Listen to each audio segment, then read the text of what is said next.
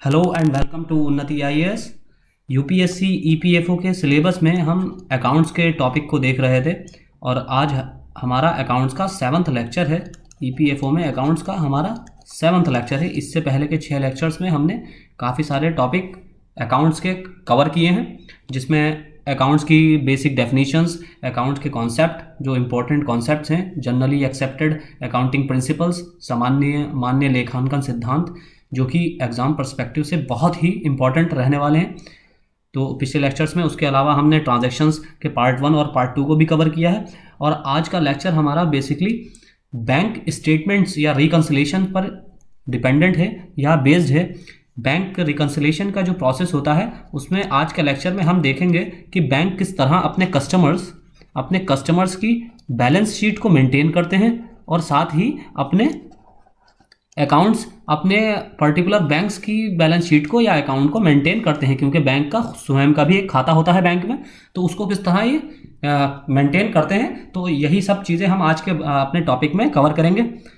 लेकिन अपना टॉपिक शुरू करने से पहले आज हम थोड़ा 2 मिनट एक बहुत ही हॉट टॉपिक पर चर्चा करना चाहेंगे, जो कि चल रहा है 2-3 दिन से, बहुत ज़्यादा चर्चा में है, बहुत हॉट टॉपिक है, आप सब लोग उससे बहुत अच्छी तरह परिचित होंगे। रोज़गार, very very important topic, very very important topic. आप देख रहे होंगे कि पिछले 4-5 साल में, स्पेशली अगर मैं ये कहूँ 2014 के बाद से, किस तरह वैकेंसीज़ को कम किया जा रहा है दिन ब दिन। यूपीएससी हो चाहे वो आप यूपीएससी में ही देख सकते हैं कि किस तरह वैकेंसीज़ को दिन ब दिन कम किया जा रहा है। मुझे अच्छी तरह याद है कि 2014 में लोकसभा इलेक्शन से पहले जनवरी 2014 में बहुत अच्छी तरह मुझे याद है कि कांग्रेस गवर्नमेंट ने बच्चों को लुभाने के लिए एज क्राइटेरिया जनरल कैटेगरी के लिए 32 साल कर दिया था। सिविल सर्विसेज एस्पायरेंट के लिए, आईएएस की सर्विसेज में जनरल कैटेगरी के लिए 32 साल एज क्राइटेरिया किया था, प्लस 6 अटेम्प्ट किए थे। लेकिन उसी साल होता क्या है, आपको पता ही है कि बीजेपी या एनडीए गवर्नमेंट सत्ता में आती है। एनडीए गवर्नमेंट सत्ता में आती है और उन्होंने उस साल, क्योंकि वैकेंसी जो है यूपीएससी 2014 की वैकेंसी इलेक्शन से पहले आ चुकी थी, तो 1289 वैकेंसी यूपीएससी द्वारा डिक्लेयर की गई थी। लेकिन उसके बाद कंटिन्यूसली इसमें डिक्लाइन देखने को मिला है। 2015 में लगभग 1000 के आसपास वैकेंसी थी, 1100 के अराउंड, उसके बाद 1000, फिर 789 वैकेंसी, फिर उसी तरह अब भी 700 के अराउंड वैकेंसी थी लास्ट ईयर भी, और अभी भी यही रहने की उम्मीद है, क्योंकि हो सकता है आज या कल में 1-2 दिन में नोटिफिकेशन यूपीएससी का आ जाए, क्योंकि कोर्ट से भी इसको राहत मिल गई है। एक्स्ट्रा अटैम्प्ट भी बच्चों को नहीं दिया जा रहा है, जिनका कोरोना के लास्ट ईयर कोरोना की वजह से अटैम्प्ट छूट गया या किसी कारणवश नहीं दे पाए हेल्थ कंसर्न्स की वजह से। तो ये सब चीज़ें गवर्नमेंट को भली भांति ध्यान रखनी चाहिए। हालांकि अगर एज का मैटर आता है तो एज तो कम करने के लिए बहुत आवाज़ें उठने लगती हैं शासन से, राजनीति से, पॉलिटिक्स से या यूपीएससी से। लेकिन जहाँ पर थोड़ी फ्लैक्सिबिलिटी होनी चाहिए, जहाँ मजबूरी है, जहाँ दैविक आपदा है, प्राकृतिक आपदा, कोरोना कोई मैन मेड आपदा तो नहीं थी अब तक फिलहाल, जितना रिसर्च में पता चला है, कोई किसी तरह की एंथ्रोपोजेनिक फैक्टर के द्वारा तो ये घटित नहीं हुई थी, चाहे वो उसमें किसी भी तरह का ह्यूमन इंटरफेरेंस रहा हो। रेस्पॉन्सिबिलिटीज से पीछे तो नहीं हटा जा सकता, लेकिन फिर भी इसको एक अभी तक तो फिलहाल नेचुरल डिजास्टर ही कहा जाएगा। तो इसमें बच्चों की कोई गलती नहीं है, तो फिर भी उनको, खैर ये पॉलिटिक्स का विषय है और हम अपनी जुडिशरी पर भी उंगली नहीं उठा सकते। तो अभी आज की डेट में हियरिंग फाइनल सुनवाई हुई है और पिटीशन को रद्द कर दिया गया है सुप्रीम कोर्ट द्वारा।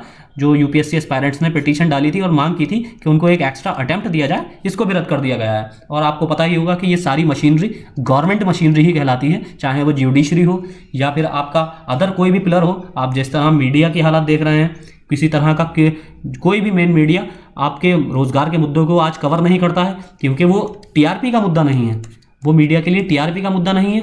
और दूसरी तरफ ये है कि आज एक नया ट्रेंड चल चुका है कि आप गवर्नमेंट पर से सवाल नहीं कर सकते, गवर्नमेंट से सवाल नहीं कर सकते। डेमोक्रेसी की कितनी अच्छी खासियत है हमारे देश में कि आप गवर्नमेंट से ही सवाल नहीं कर सकते। गवर्नमेंट से अगर सवाल करते हैं तो सीधा जवाब मिलता है कि कांग्रेस ने किया है ये। तो ये कितना मतलब बेतुका सा अटपटा सा जवाब, कभी कभी सोचकर हंसी भी आती है कि किन लोगों को सत्ता में पहुंचा दिया गया है। ये खैर इसमें हम लोगों की भी कुछ गलती है, कुछ हमारे एजुकेशन सिस्टम की भी, कि हम बहुत जल्दी पार्शियल हो जाते हैं रिलीजियस पॉइंट ऑफ व्यू पर या कास्टिज्म पर बहुत जल्दी पार्शियल हो जाते हैं। तो इस सब से ऊपर उठकर हमें वोट करना चाहिए, देश हित में करना चाहिए। कि जो हमारे देश को तरक्की की तरफ ले जा सके। तो फिलहाल जो रोज़गार का मुद्दा है, आप 5 फेब को यानी कि कल सुबह 11 बजे हैशटैग मोदी रोज़गार दो, Modi I am sorry hashtag Modi, इसमें कहीं स्पेस नहीं है, अंडरस्कोर रोज़गार ROJGAR रोज़गार है अंडरस्कोर 2, इंग्लिश में है ये 2। और जो यूपी वाले एस्पायरेंट्स हैं वो साथ में हैशटैग योगी अंडरस्कोर रोज़गार अंडरस्कोर 2 ये भी चला सकते हैं। और बाइकआउट मीडिया करा जाए तो और भी ज़्यादा बेहतर होगा। तो सब क्योंकि सारी हम एक यूनिटी में जब तक नहीं आएंगे तो एक अभी तो फिलहाल इस कैंपेन को शुरू किया गया है एसएससी का पर्सपेक्टिव में, लेकिन इसको एक ब्रॉड वे में ही कवर करना चाहिए, ना कि किसी पर्टिकुलर संस्था या पर्टिकुलर इंस्टीट्यूशन को लेकर इंडिकेट या डायरेक्ट करते हुए इस कैंपेन को नहीं आगे बढ़ाना चाहिए। वरना बच्चे जो अदर तैयारी करने वाले हैं, अदर चाहे वो स्टेट सर्विसेज की तैयारी करने वाले हों या अदर किसी तरह की डिपार्टमेंट की तैयारी करने वाले जैसे रेलवे वगैरह के बच्चे, तो वो अपने आप को इससे कटा हुआ महसूस करेंगे। वो समझे, उनको लगेगा कि ये सिर्फ एसएससी वालों का मुद्दा है, जबकि ऐसा नहीं होना चाहिए। एक पर्सपेक्टिव बनना चाहिए कि ये रोज़गार की जो नीति है इस करंट गवर्नमेंट की, इसके खिलाफ ही है ये कैंपेन, इसके अगेंस्ट है। और दूसरी चीज़ ये है कि जिस तरह एक पॉलिसी बना ली गई है कि किसी भी भर्ती को जब आज वैकेंसी आती है तो कम से कम साल भर तक उसको लटका दिया जाता है, जब तक उस पर शोर नहीं मचाया जाता तब तक उसका एग्ज़ाम कंडक्ट नहीं किया जाता है। तो अगर एक भर्ती से 20 से 30 लाख बच्चे फॉर्म भर रहे हैं सेंट्रल गवर्नमेंट की किसी जॉब के लिए, स्पेशली एसएससी सीजीएल वगैरह के लिए, तो कई लाख, लगभग 1 करोड़ के अराउंड फॉर्म डाला जाता है। तो उसमें 1-2 साल तक उस वैकेंसी को पेंडिंग रखा जाता है। अब आप सोच सकते हैं कि इस पैसे से जो बच्चे ने 100 रुपये फीस पेमेंट की है, इससे कितना ज़्यादा इंटरेस्ट अर्न किया जाता है गवर्नमेंट के द्वारा या इन संस्थाओं के द्वारा जो एग्ज़ाम कंडक्ट कराती हैं, इन कमीशंस के द्वारा कितना ज़्यादा इंटरेस्ट जो है अर्न किया जाता है। और इस फीस को तो छोड़िए, बाकी इसी इंटरेस्ट से ही ये सारा खर्चा निकाल लेते हैं। कई साल तक तो इनको सैलरी देने की भी ज़रूरत ना पड़े गवर्नमेंट को, जितना इसकी अर्निंग, इसके इंटरेस्ट से सरकार अर्निंग कर लेती है। और इसी तरह चुनाव प्रचार के समय से पहले ही जो वैकेंसीज निकाली जाती हैं बच्चों को थोड़ा ललचाने के लिए, अभिभावकों को उनको ललचाने के लिए, तो ये सारा एक पॉलिटिकल मुद्दा है। तो आप इसमें बढ़ चढ़कर हिस्सा लें। हैशटैग मोदी रोज़गार दो, और हैशटैग जो यूपी के स्टूडेंट हैं या जो अदर स्टेट के स्टूडेंट्स हैं वो भी इस हैशटैग के साथ अपने स्टेट के मुख्यमंत्री का नाम, चीफ मिनिस्टर का नाम जोड़कर बाकी अंडरस्कोर रोज़गार अंडरस्कोर 2 करके ट्वीट कर सकते हैं।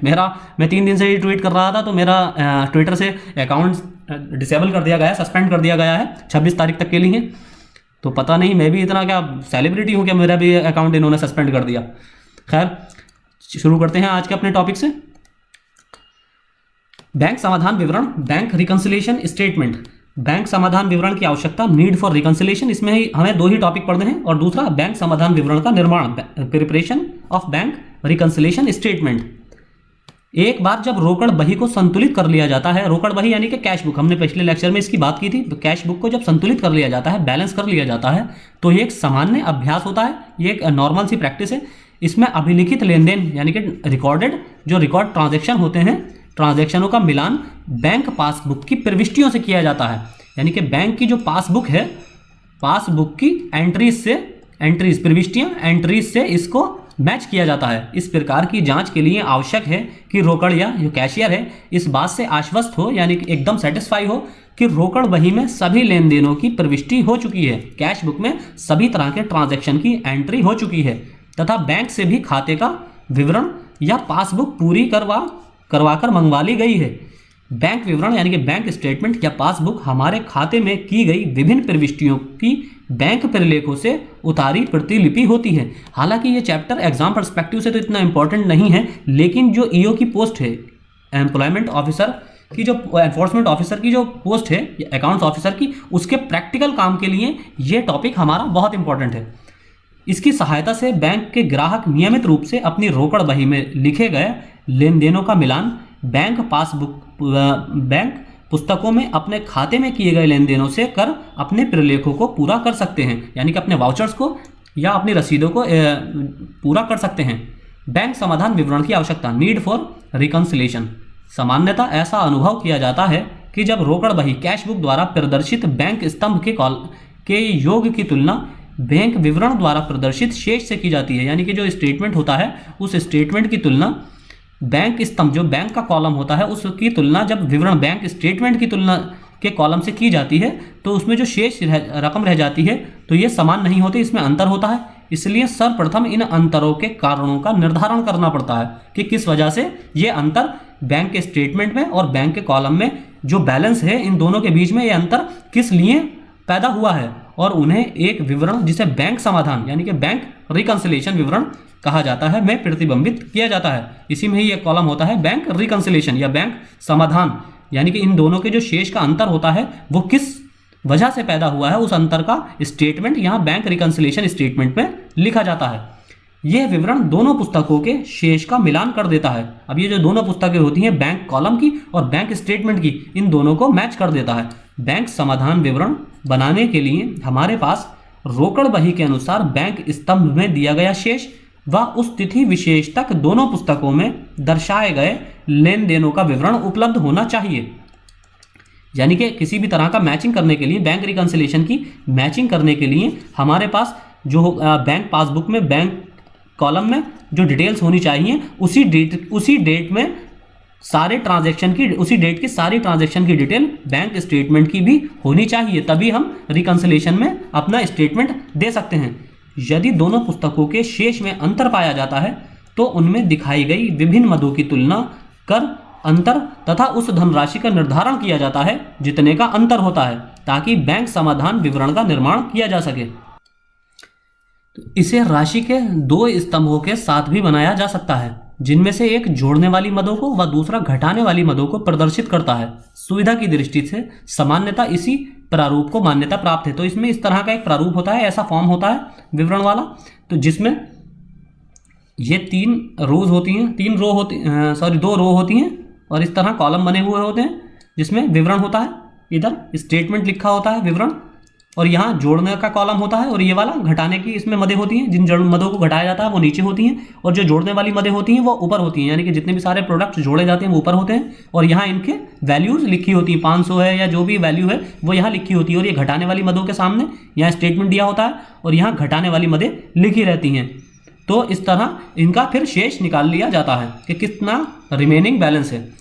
रोकड़ बही व पासबुक के शेषों में समाधान का साधारण सा अर्थ उन कारणों का विश्लेषण या पहचान है जिनकी वजह से ये अंतर पाया जाता है, जो कि निम्न हो सकते हैं। यानी कि दो तरह के कारणों की वजह से इनके शेष का में अंतर आ सकता है, यानी कि दोनों के मिलान में अंतर शेषों में पाया जा सकता है।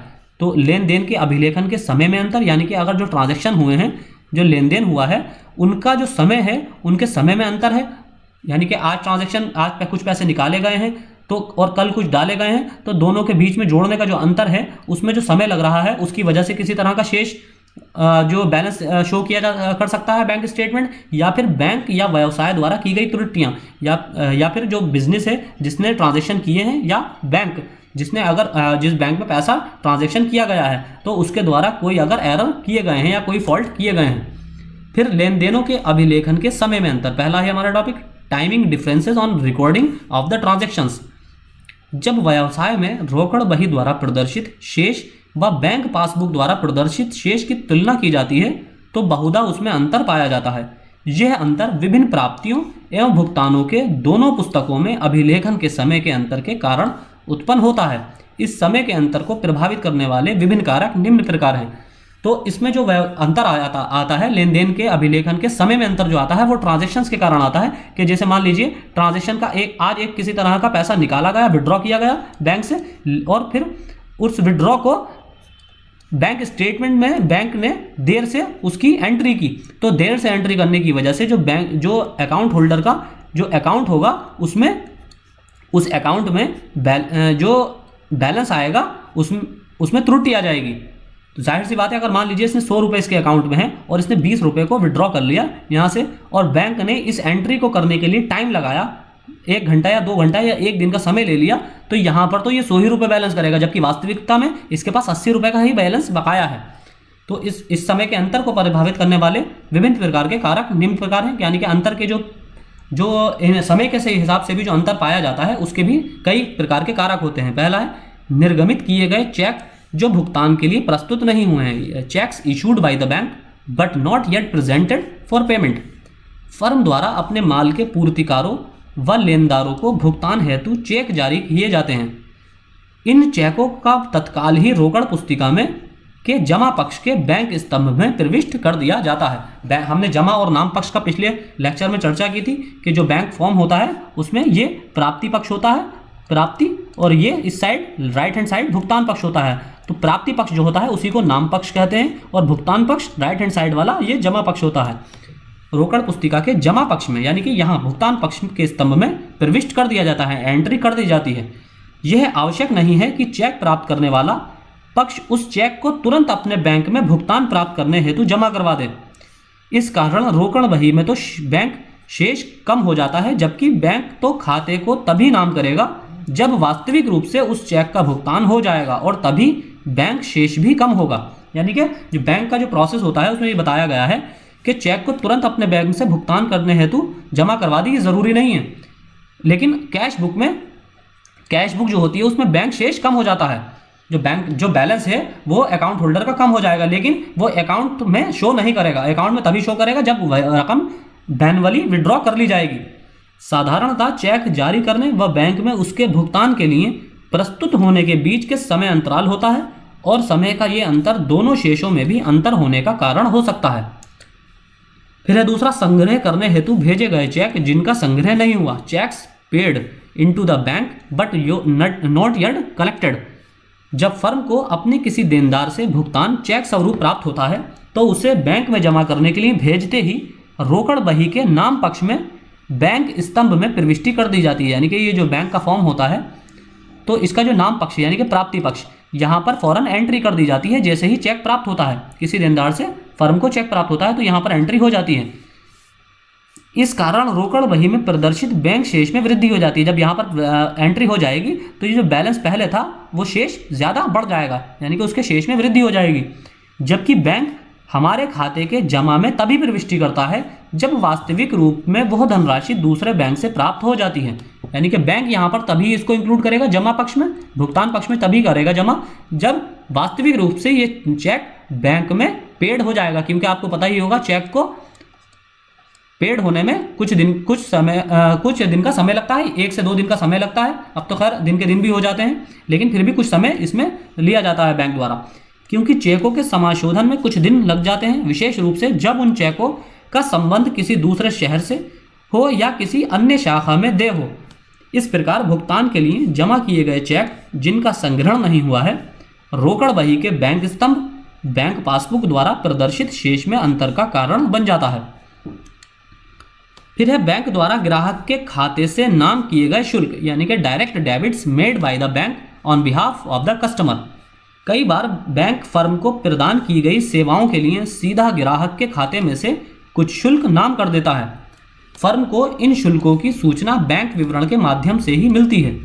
इन शुल्कों के कुछ उदाहरण जैसे चेकों के संकलन के लिए किया गया शुल्क, आकस्मिक चेकों के लिए शुल्क जैसे रोके गए या खाते में शेष कम होने की स्थिति में असंकलित चेक, यानी कि अगर बैलेंस अपने बैंक बैलेंस से ज़्यादा का चेक इशू करने पर जो चेक पेंडिंग हो जाता है, परिणाम स्वरूप पासबुक द्वारा प्रदर्शित शेष रोकड़ बही के बैंक स्तंभ में प्रदर्शित शेष से कम हो जाएगा।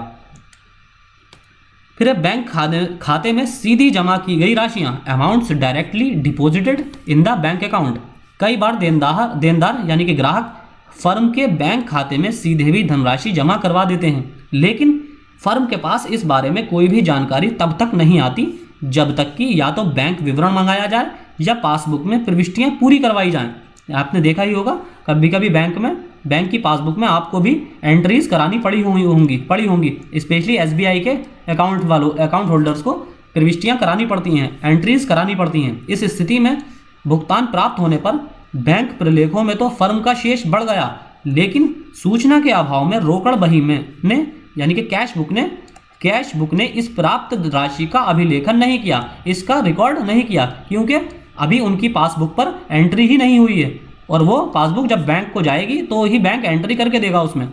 परिणाम स्वरूप बैंक पासबुक द्वारा प्रदर्शित शेष रोकड़ बही द्वारा दर्शाए गए शेष से अधिक होगा। अब इसका मतलब ये होगा जो कैश बुक है उसमें जो शेष होगा, जो व्यवसाय की कैश बुक होगी यानी कि फर्म की जो कैश बुक होगी उसमें जो बैलेंस बकाया होगा कंपनी का, उससे ज़्यादा बैलेंस बैंक में मौजूद होगा। क्यों? क्योंकि अभी किसी ने भुगतान उसमें किया है, देनदार ने यानी कि ग्राहक ने बैंक में भुगतान किया है कंपनी के नाम से या फर्म के नाम से, लेकिन उसकी डिटेल अभी फर्म के पास नहीं पहुंची है क्योंकि फर्म की पासबुक पर बैंक की एंट्रीज अभी नहीं की गई हैं। फिर है बैंक द्वारा संग्रहित ब्याज व लाभांश, interest and dividends collected by the bank. Dividends वो होता है जो शेयर आप किसी कंपनी के खरीदते हैं तो उसको बेचने पर जो प्रॉफिट होता है उसे डिविडेंड कहते हैं। जब बैंक अपने ग्राहक की ओर से ब्याज एवं लाभांश का संकलन करता है तो तुरंत ही उस राशि को ग्राहक के खाते के जमा पक्ष में लिख दिया जाता है, लेकिन फर्म अपनी इस प्राप्ति को तभी रोकड़ बही में अभिलिखित करेगी जब उसे इसकी सूचना बैंक विवरण के माध्यम से प्राप्त होगी। इसलिए तब तक बैंक पासबुक व रोकड़ बही में प्रदर्शित शेषों में अंतर होगा। यानी कि जब तक बैंक एंट्रीज प्रोवाइड नहीं कर देगा, जब तक बैंक के द्वारा एंट्रीज नहीं कर दी जाएंगी, तब तक फर्म की जो पासबुक है, फर्म की पासबुक में और बैंक की पासबुक में जो बैलेंस होगा दोनों में अंतर पाया जाएगा, दोनों के बैलेंस में अंतर पाया जाएगा। फिर है ग्राहक की ओर से बैंक द्वारा प्रत्यक्ष भुगतान, direct payments made by the bank on behalf of the customers. कभी कभी ग्राहक बैंक को कुछ पूर्व निर्धारित तिथियों पर तीसरे पक्ष को भुगतान करने का आदेश दे देता है। उदाहरणार्थ टेलीफोन के बिल या बीमे की किस्त आदि का भुगतान बैंक द्वारा ग्राहक की ओर से सीधे भी किया जा सकता है। इस स्थिति में भुगतान के साथ आपने देखा होगा कभी कभी जैसे पोस्टपेड कनेक्शन होते हैं, पोस्टपेड कनेक्शन जो लोग लेते हैं, या फिर आप जैसे रिचार्ज करते होंगे ऑनलाइन, अपना मोबाइल रिचार्ज करते होंगे, सिम रिचार्ज करते होंगे, तो अगर बहुत से लोग जियो का यूज़ करते होंगे या फिर किसी अदर नेटवर्क को यूज़ करते होंगे, तो साथ में अगर वो लोग उस सिम का एप्लीकेशन यानी कि उस कंपनी का जैसे आइडिया है या अब तो वीआई हो गया है, इसका एप्लीकेशन अगर यूज़ करते होंगे ऑनलाइन रिचार्ज के लिए, तो यहाँ पर जब आप रिचार्ज करेंगे अपना मंथली या जो भी 3 महीने का जो भी प्लान आप लेंगे, साथ में उसमें एक ऑप्शन आता है ऑटोमेटिक प्लान का, ऑटोमेटिक अपडेट वाला, तो उसमें ऑटोमेटिक रिचार्ज का, तो उसमें ऐसा होगा कि जैसे ही आपका वो रिचार्ज खत्म होने वाला हुआ करेगा तो बैंक ऑटोमेटिकली ही ये सर्वर से बैंक से डिडक्ट कर लेगा पैसे को। तो इस तरह का एक तरह की अगर आप उस पर क्लिक कर देते हैं तो वो एक तरह का बैंक को आदेश हो जाता है, आपकी तरफ से बैंक को आदेश दे दिया जाता है कि आप इतने समय बाद, जो गिवन पर्टिकुलर टाइम है, उतने समय बाद इस कंपनी को इतने रुपए का पेमेंट आपकी ओर से कर दिया जाएगा बैंक द्वारा। इस स्थिति में भुगतान के साथ ही ग्राहक के बैंक खाते के नाम पक्ष में प्रविष्टि कर दी जाती है। परिणाम स्वरूप बैंक पासबुक द्वारा दर्शाया गया शेष कम हो जाता है तथा रोकड़ बही द्वारा प्रदर्शित शेष अधिक रहता है, क्योंकि अब कैश बुक में एंट्रीज तो नहीं हुई हैं, क्योंकि कैश बुक में नहीं पता है बैंक को, वो फर्म को, कि कितना डिडक्शन हुआ है या कब डिडक्शन हुआ है, लेकिन बैंक में टाइम टू टाइम डिडक्शन उस पैसे का हो रहा है, क्योंकि आप पहले ही ऑर्डर दे चुके हैं एडवांस में कि इस तारीख को इसका आपके मोबाइल का बिल पे कर दिया जाए फला कंपनी को, किसी कंपनी को, पर्टिकुलर कंपनी को, बैंक द्वारा, बैंक को आप आदेश दे चुके हैं कि 1 तारीख को मेरा मोबाइल बिल पे कर दिया जाए, तो बैंक में ऑटोमेटिकली ही आपका बैलेंस अपडेट होता रहेगा हर महीने पहले पैसे डिडक्शन के बाद। पर आपकी जो कैश बुक है, कंपनी की जो कैश बुक है, उसमें अपडेशन तभी होगी जब आप उसको मैनुअली उसमें प्रविष्टियां कराएंगे, यानी कि एंट्रीज कराएंगे। फिर है जमा कराए गए चेकों, बट्टा कराए गए विपत्रों का अनादरित होना। यहाँ बट्टा कहते हैं डिस्काउंट को, डिस्काउंट, और अनादरित होना है होना मतलब डिसऑनर्ड। चेक्स डिपॉजिटेड और बिल्स डिस्काउंटेड, डिसऑनर्ड। यदि फर्म द्वारा जमा कराया गया चेक या विनिमय पत्र, एक्सचेंज बिल, जो कि फर्म द्वारा बनाया गया था तथा बैंक में बट्टा कराया गया था, यानी कि बैंक में भुनाया गया था, उसे अपनी परिपक्वता की तिथि को अनादरित हो जाते हैं, यानी कि अपनी जो उनकी मैच्योरिटी की डेट है उसको डिसऑनर्ड हो जाते हैं, तो उनकी राशि बैंक द्वारा ग्राहक के खाते के नाम पक्ष में लिख दी जाती है। यानी कि जो भी बैंक, जिस बैंक में भी आप अपना एक्सचेंज बिल जमा कर देंगे, जिस पर बट्टा दिया जाता है, जो एक्सचेंज बिल आरबीआई द्वारा जारी किए जाते हैं, अगर उसको आप बैंक में जमा कर देंगे तो मैच्योरिटी की डेट होने पर उनसे जो पैसा आपको मिलेगा वो ऑटोमेटिकली ही आपके बैंक अकाउंट में डिपॉजिट कर दिया जाएगा और बैंक में आपके बैलेंस में शेष में वृद्धि हो जाएगी, क्योंकि तुरंत ही इसकी सूचना फर्म की रोकड़ बही में इस संबंध में कोई भी प्रविष्टि नहीं की जाती। परिणाम स्वरूप बैंक पासबुक का शेष रोकड़ बही के शेष से कम हो जाता है। फिर आपका बैंक या व्यवसाय द्वारा की गई त्रुटियां या अशुद्धियों के कारण अंतर, errors made by the businesses और बाय द बैंक। और डिफरेंसेस कॉज्ड बाय एरर्स। कभी कभी दोनों शेषों में अंतर होने के कारण फर्म द्वारा रोकड़ बही बैंक द्वारा अभिलेखन में की गई त्रुटियां भी होती हैं। इसके कारणवश रोकड़ बही के अनुसार बैंक शेष और बैंक पुस्तिका के अनुसार रोकड़ शेष में अक्सर अंतर पाया जाता है। और इसमें है फर्म द्वारा लेन देन के अभिलेखन में त्रुटि, errors committed in recording transactions by the firm. Firm द्वारा जारी किए गए या जमा किए गए चेकों से संबंधित लेन देन के अभिलेखन में मूल या त्रुटिपूर्ण अभिलेखन, जैसे चेक जमा करने संबंधी प्रविष्टि में त्रुटि या योग में गलती, उसके काउंटिंग में गलती आदि के कारण कई बार रोकड़ बही द्वारा प्रदर्शित शेष व बैंक पासबुक द्वारा दर्शाए गए शेष में अंतर आ जाता है। फिर है बैंक द्वारा लेन देनों के अभिलेखन में त्रुटि, errors committed in recording transactions bye the bank. Bank द्वारा भी जमा किए गए चेकों से संबंधी लेन देनों के अभिलेखनों या योग संबंधी त्रुटियों के कारण रोकड़ बही, कैश बुक व बैंक पासबुक के शेषों में अंतर उत्पन्न हो जाता है। फिर है बैंक समाधान विवरण का निर्माण, preparation of bank reconciliation statement.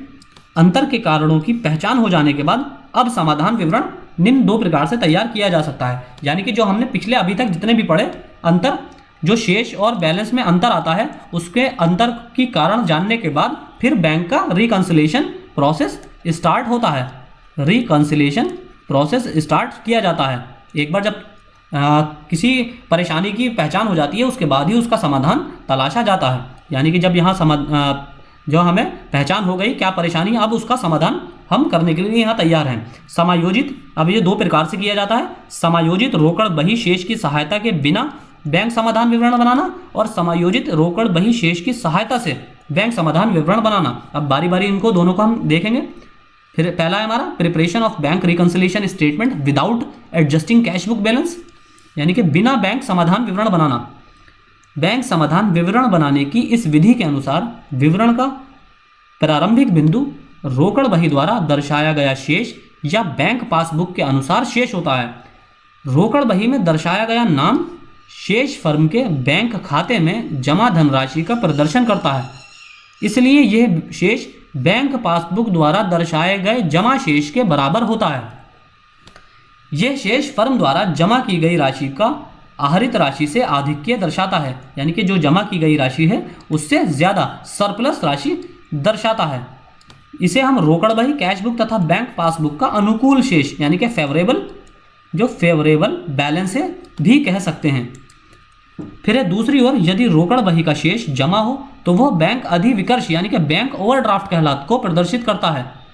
अर्थात बैंक में जमा की गई राशि से अधिक धनराशि का आहरण किया गया है। यानी कि अगर बैंक में आपके 1000 रुपये ही जमा थे तो आपने ओवरड्राफ्ट फैसिलिटी यहाँ अवेल की है, आपने 2000 रुपये यहाँ पर इससे निकाल लिए हैं बैंक से, या जो भी बैंक द्वारा लिमिट तय की गई है। 1000 रुपये आपके बैलेंस में थे लेकिन आपने 2000 रुपये का यहाँ से विड्रॉ कर लिया, तो 1000 रुपये की आपने ओवरड्राफ्ट फैसिलिटी अवेल कर ली। अब यहाँ पर आपका बैलेंस माइनस में 1000 रुपीज़ हो जाएगा और साथ में इसमें इंटरेस्ट भी टाइम टू टाइम ऐड होता रहेगा। दूसरे शब्दों में यदि बैंक में जमा की गई धनराशि आहरित धनराशि से कम है तो इसे रोकड़ बही, यानी कि कैश बुक व पासबुक के लिए प्रतिकूल शेष, अनफेवरेबल बैलेंस कहेंगे। यानी कि अब यहाँ पर अनफेवरेबल बैलेंस है क्योंकि यहाँ पर आपका बैलेंस जो है आपके मूल बैलेंस से भी माइनस में चला गया है। आपने अपने बैलेंस से, प्रॉपर बैलेंस से ज़्यादा का विड्रॉ किया है। बैंक समाधान बनाते समय 4 भिन्न भिन्न स्थितियाँ उपस्थित हो सकती हैं। पहली, जब हम रोकड़ बही का नाम शेष, यानी कि अनुकूल शेष दिया गया हो तथा हमें पासबुक के शेष का निश्चय करना हो, पहली कंडीशन ये हो सकती है। दूसरी, जब हमें पासबुक का जमा शेष, यानी कि अनुकूल शेष, फेवरेबल बैलेंस दिया हो और हमें रोकड़ बही के शेष का निर्धारण करना हो, यानी कि कैश बुक के बैलेंस का निर्धारण करना हो और हमारे पास पासबुक का बैलेंस दिया गया हो, या फिर हमारे पास कैश बुक का बैलेंस दिया गया हो और हमें पासबुक के बैलेंस का निर्धारण करना हो। इसी तरह जब रोकड़ बही द्वारा प्रदर्शित जमा शेष, यानी कि प्रतिकूल शेष या अधिविकर्ष, ओवरड्राफ्ट, जब हमारे पास रोकड़ बही, कैश बुक द्वारा प्रदर्शित जमा शेष यानी भुगतान या फिर ओवरड्राफ्ट दिया गया हो और पासबुक द्वारा प्रदर्शित बैलेंस का निर्धारण करना हो। इसी तरह चौथी कंडीशन ये हो सकती है कि जब पासबुक द्वारा प्रदर्शित नाम शेष, यानी कि प्राप्ति शेष या ओवरड्राफ्ट दिया गया हो और रोकड़ बही, कैश बुक द्वारा दर्शाए गए बैलेंस का निर्धारण करना हो। अब अनुकूल शेषों का व्यवहार, डीलिंग विद फेवरेबल बैलेंसेज, जो फेवरेबल बैलेंस होते हैं, अनुकूल बैलेंस शेष होते हैं, उनका व्यवहार किस प्रकार का होता है। बैंक समाधान विवरण बनाने की प्रक्रिया में निम्न चरणों का पालन किया जाता है। इसमें पहला है, विवरण के शीर्षक के रूप में इसे बनाने की तिथि सबसे ऊपर लिखी जाएगी। विवरण का आरंभिक बिंदु अर्थात प्रथम मद रोकड़ बही का शेष होगा। वैकल्पिक रूप में आरंभिक बिंदु पासबुक का शेष भी हो सकता है, यानी कि ऑप्शनल है, अगर इसका पासबुक का शेष करना इसे ऑप्शनल रूप में रखा जाएगा। फिर है, जमा कराए गए चेक जिनका संग्रहण नहीं हुआ है वो घटाए जाएंगे। वो चेक जो निगमित किए गए थे, यानी कि विड्रॉ किए गए थे, परंतु अभी तक भुगतान के लिए प्रस्तुत नहीं हुए, इनका पेमेंट नहीं हुआ है, बैंक में ग्राहकों द्वारा सीधे जमा की गई राशि में जोड़े जाएंगे। फिर सभी शुल्क की मदें, जैसे अधिविकर्ष पर ब्याज, यानी कि ओवरड्राफ्ट जो फैसिलिटी मैंने आपको बताया, उस पर बैंक ब्याज भी वसूलता है। ब्याज ग्राहक द्वारा निर्देशित प्रत्यक्ष भुगतान, यानी कि जो ग्राहक ने, जो कस्टमर ने जो ऑर्डर दी है उसका पेमेंट, अनादरित चेकों की राशि, यानी कि जो डिसऑनर्ड चेक हैं उनकी अमाउंट, या कोई अन्य मद जिस कारण बैंक खाते को नाम किया गया है, ये सब घटाए जाएंगे। बैंक द्वारा नाम पक्ष में अभिलिखित मदें, जैसे प्राप्त ब्याज, संकलित लाभांश आदि जोड़े जाएंगे। अशुद्धियों के लिए समायोजन अशुद्धि सुधार नियमों के अनुसार होगा। इस अशुद्धि सुधार नियमों को हम अगले लेक्चर में कवर करेंगे डिटेल में। विवरण में दिखाया गया शुद्ध शेष पासबुक द्वारा प्रदर्शित शेष के बराबर होना चाहिए। अब बैंक समाधान का आरंभिक बिंदु पासबुक द्वारा प्रदर्शित अनुकूल शेष है, तो शेष उपरोक्त सभी मदों का व्यवहार विपरीत होगा, यानी कि बैंक समाधान का आरंभिक बिंदु पासबुक द्वारा प्रदर्शित अनुकूल शेष है। अगर ये सारा फेवरेबल कंडीशन है तो जितनी भी ऊपर उपरोक्त मदें हैं उनका व्यवहार अपोजिट होगा, एकदम अपोजिट होगा। फिर है अधिविकर्षों का व्यवहार, डीलिंग विद ओवरड्राफ्ट, जो ओवरड्राफ्ट फैसिलिटी है उनका व्यवहार। अब बैंक समाधान विवरणों में आरंभिक शेष अनुकूल या धनात्मक होते हैं, जबकि कई बार व्यावसायिक बैंक खाते से जमा राशि से अधिक धनराशि का आहरण कर अधिविकर्ष की स्थिति में भी आ जाता है, यानी कि बैंक अपनी ओवरड्राफ्ट फैसिलिटी अवेल करते हैं। यानी कि आपने देखा होगा जो कमर्शियल बैंक्स होते हैं वो आरबीआई से ओवरड्राफ्ट की फैसिलिटी अवेल करते हैं खातों को बैलेंस करने के लिए, यानी कि जो लिक्विडिटी है उसको बैलेंस करने के लिए ओवरड्राफ्ट फैसिलिटी अवेल की जाती है, तो उस पर आरबीआई ब्याज इंपोज करती है। अधिविकर्ष का अर्थ है जब बैंक खाते में ऋणात्मक शेष हो, यानी कि ऋणात्मक में माइनस में बैलेंस चला जाए, यानी कि 1000 रुपये आपने एक्स्ट्रा निकाल लिए तो 1000 रुपये माइनस में चले जाएंगे, और व्यवसाय ने बैंक से उधार ले रखा हो। यह रोकड़ बही में जमा शेष के रूप में प्रदर्शित किया जाता है। पासबुक में इसे नाम शेष के रूप में दर्शाया जाता है, यानी कि रोकड़ बही में, कैश बुक में इसे जमा शेष के रूप में दिखाया जाएगा, प्रदर्शित किया जाएगा, यानी कि भुगतान, इसका भुगतान करना है। और पासबुक में इसे नाम शेष के रूप में, प्राप्ति, पासबुक जो बैंक की प्राप्ति है, जो बैंक का प्राप्ति वाला कॉलम है उसमें इसे नाम पक्ष में दिखाया जाएगा, नाम पक्ष में, यानी कि प्राप्ति वाले कॉलम में इस अमाउंट को, ओवरड्राफ्ट वाली अमाउंट को शो किया जाएगा, क्योंकि बैंक को ही प्राप्त होनी है। अधिविकर्ष को बैंक समाधान विवरण में ऋणात्मक मद के रूप में दर्शाया जाता है, तो जाहिर सी बात है ओवरड्राफ्ट फैसिलिटी को नेगेटिव फॉर्म में दर्शाया जाता है। क्यों? क्योंकि इससे बैंक के जो बैलेंस है वो नेगेटिव शो होता है। समायोजित रोकड़ बही की सहायता से बैंक समाधान विवरण का निर्माण, preparation of bank reconciliation statement with adjusting cash book balance. जब हम रोकड़ बही व पासबुक के शेष में अंतर की विभिन्न मदों का अध्ययन करते हैं तो यह स्पष्ट होता है कि कई ऐसी मदें हैं जो केवल पासबुक में ही दृष्टिगोचर होती हैं। तो क्यों ना ऐसा किया जाए कि सर्वप्रथम उन मदों का अभिलेखन प्रथमतः रोकड़ बही में कर समायोजित या संशोधित शेष की गणना कर लें, और फिर बैंक समाधान शेष की गणना करके फिर बैंक समाधान विवरण बनाएं। यानी कि अगर उसका पहले कैश बुक में ही उनका समाशोधन कर लिया जाए, यानी कि उनका रिकंसिलिएशन कर लिया जाए, तो उसमें आसानी रहती है, फिर सीधा बैंक स्टेटमेंट या रिकंसिलिएशन प्रोसेस को आगे बढ़ा लिया जाता है। ऐसा करने से अंतर उत्पन्न करने वाली विभिन्न मदों की संख्या तथा तुलन पत्र बैलेंस शीट के लिए सही बैंक शेष की गणना भी हो जाएगी, यानी कि विभिन्न मदों की संख्या भी कम हो जाएगी, जो फालतू की जो मदें होती हैं उनकी संख्या भी घट जाएगी, और बैलेंस शीट में जो रियल बैलेंस है, एक्चुअल जो बैलेंस है वो भी प्रदर्शित हो जाएगा, उसकी गणना भी आसानी से हो जाएगी। तो आज के लेक्चर में हमारे इतना ही।